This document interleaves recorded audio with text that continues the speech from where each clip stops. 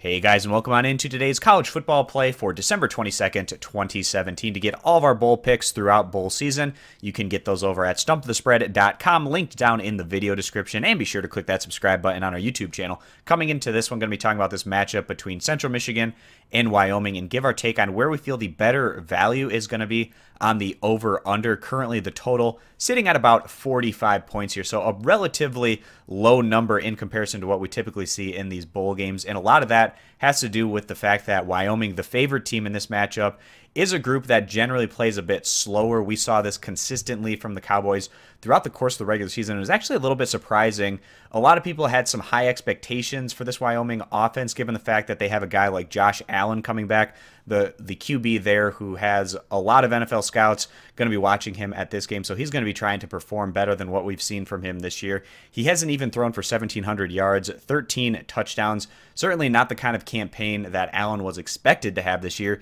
He has all of the tools to be a great NFL-style quarterback. He just wasn't able to put everything together this year for Wyoming. They had some pieces from last year's team that moved on that really helped Wyoming overall last year offensively, and this group just wasn't able to gel in the same manner that they were last year. So on the year, the Cowboys ranking 112th in the nation in scoring, compared to 13th in total team defense, a plus-minus of about positive 5 points, averaging 22.3 points per game. So they're going here against Central Michigan, who really impressed down the stretch run of the regular season. They've won 5 straight and 6 of their last 7. Certainly a team that found their stride about halfway through the year and closed very impressively with that 8-4 overall record.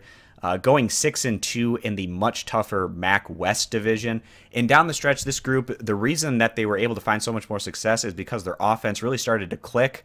On the year, this group, they averaged about 30 points per game, but they scored over that in each of their final 5 contests. 56 points against Ball State on the road, 35 against a decent Western Michigan group on the road.